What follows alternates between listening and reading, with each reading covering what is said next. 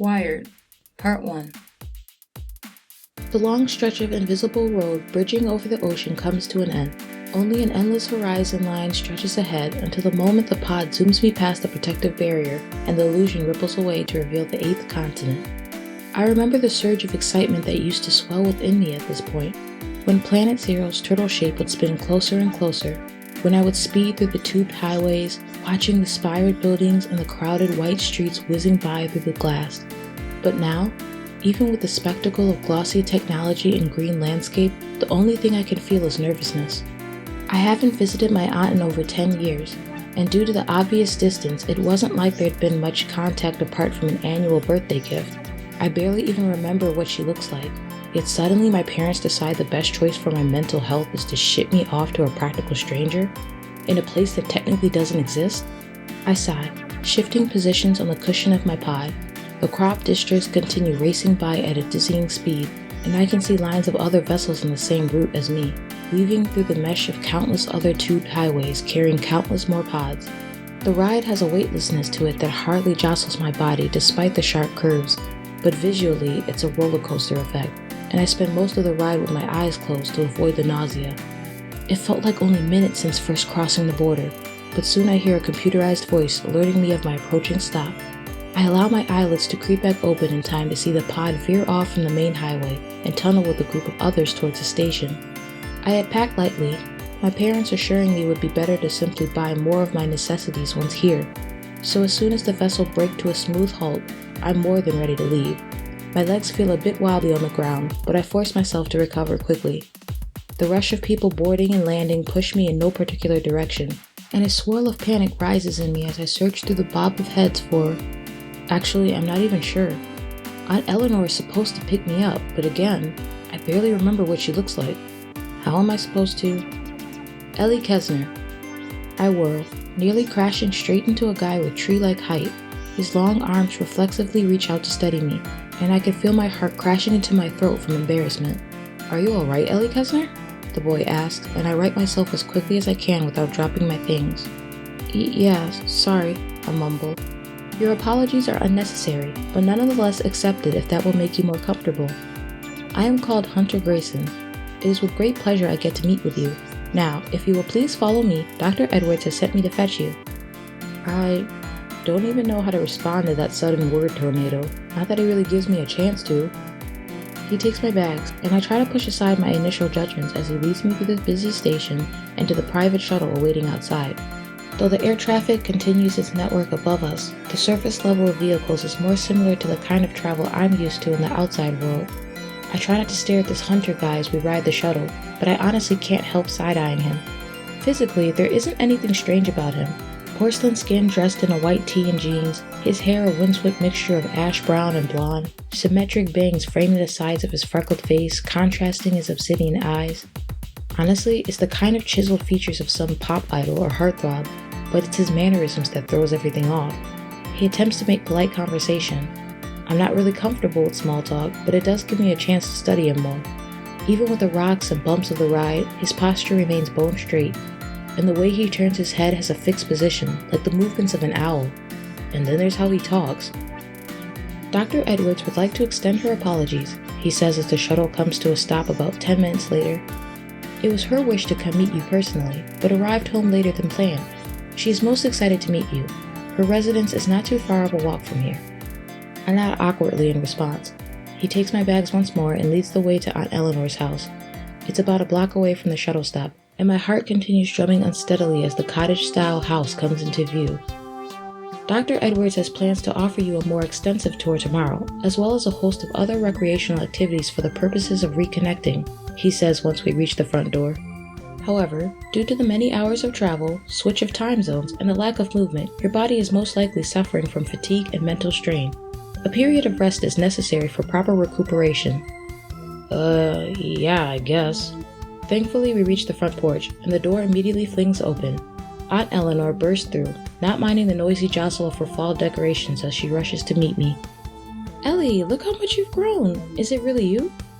Baby memories of her begin to resurface as soon as I see the familiar wild afro curls and the butterfly string of tattoos on her chestnut skin.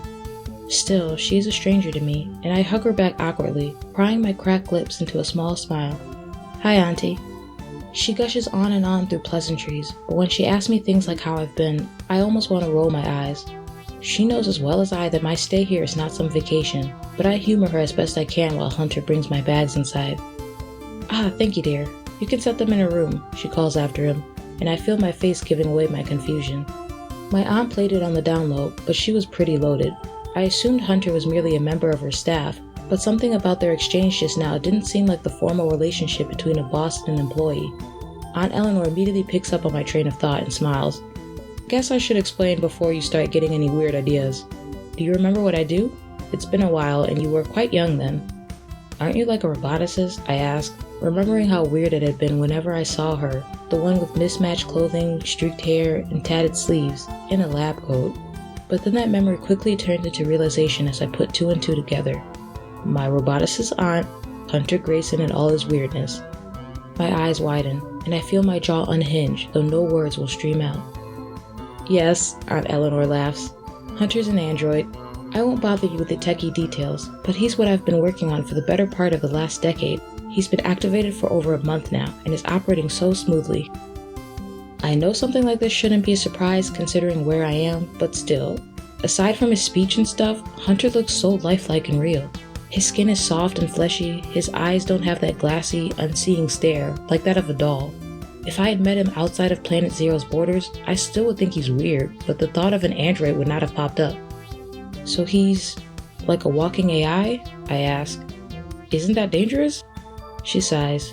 That seems to be the general consensus with some of my colleagues, despite the stacks of counteractive proof I've given. But that's why you came at such an exciting time. I will be testing him in an official social field so I can prove to the higher-ups that Hunter is completely safe and friendly. And how are you going to do that? Well, you know how you start school on Monday? It takes a moment to register, but when it does... Oh no, please no. Why not? This way you won't be the only new kid. You two can help each other. No way. Well, I might have already registered him, so... This can't be happening. Don't you think this is a little Disney Channel-ish? You know how some kind of supernatural person has to blend in with the everyday world, so for some reason that always means going to high school? There's a reason these kinds of tropes are so timeless. So come on, you can't pass up the opportunity to star in your very own sci-fi flick. It's not like I have much of a choice. That's the spirit. I'm starting to remember how crazy Aunt Eleanor is, and I'm grateful when she finally allows me up to my room to settle. All I want to do is sleep and forget about everything for a while. Hello, Elli Kesner. If the seat beside you has not already been claimed, might I preoccupy it? Immediately I can hear the class stir into a room full of envious eyes and whispers, and I try to shrink into my seat as much as possible. One girl takes my hesitation as an opportunity and quickly interjects, "This spot's open, Hunter." A few others mimic her call, beckoning Hunter towards them, but he either does not hear them or does not pay attention. Those obsidian eyes remain on me, waiting to process my response, and so I mumble something in a nod, and he fluently sinks into the desk next to mine. I can feel the envious shift in the room once again, but luckily the teacher starts her lecture, and the sea of love-struck girls is abated for now. Hunter is in almost all of my classes, and while you would think most of the negative attention would naturally be towards him with his literal robotic tendencies, he became what my initial impression of him had been, a heartthrob. Half of the first day has gone by, and Hunter proves himself to be good at everything. The girls all love him, and the boys either want to be him or are envious. At gym, he runs the fastest and jumps the highest. In classes, he never gives an incorrect answer. In art, his stroke can already craft the Mona Lisa. In science, he can perfectly quote the curriculum. Again, you would think this would earn him the title of nerd or something, but I guess if you're attractive then you can get away with anything. I don't care much. When he keeps insisting on talking to me, it makes the flood of eyes on him roll over to me as well. Miss Kesner, since you can't pay attention, come up here and read the next portion. Horror immediately rises up my chest. How long was I zoning out? What class am I even in right now? I can barely feel myself slide out of my seat, anxiety pulsing through my veins as I squeeze through the close-knit rows of desks. A mesh of numbers and letters bleed in my vision across the board, and the panic thickens in my blood. Math. Why is math a thing? My fingers shake, and I have trouble keeping the chalk in my grasp, not that I have any clue what the answer is. Miss Kesner? The teacher prods, but her voice is a distant echo.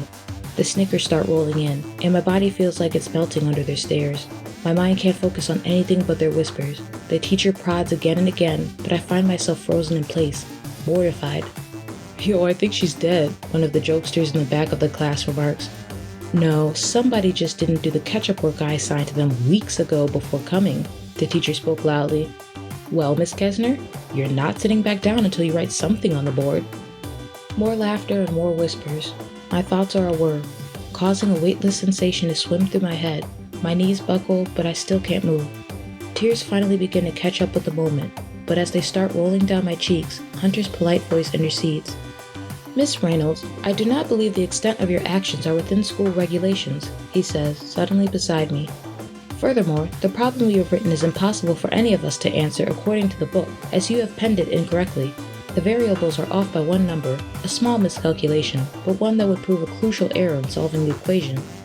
Miss Reynolds is taken aback, and the class gapes at Hunter's neat script as he quickly rewrites the problem next to the existing one, and solves it, explaining the process step by step to the entire class. A beat passes after he's finished, and Miss Reynolds clears her throat. "Go back to your seats now, both of you," she says, her voice notably lower as the muffled snickers are turning against her now. I feel Hunter's warm hand gently grab onto my wrist and guide me back to my seat. The girls continue wordlessly flirting with him, impressed by him showing up the teacher, but aside from remaining polite, he doesn't pay them much mind. "I sensed your heart rate and blood pressure levels rising," he whispers over at me. "Were you experiencing what is commonly regarded as stage fright?" I don't answer him. My mouth is glued together as tears continue streaming down one after the other, and I turn away from him so he can't see. A little later, my feet drags to study hall, but before I can reach the room, I'm taken by surprise yet again. Both my arms are seized, and my feet lose touch with the ground as a small pack of girls forcibly snatch me into an empty bathroom. I already know what to expect. These girls may have different faces, different insults in a different school, but the pain is the same. All I can do is brace myself as my back is slammed into the wall.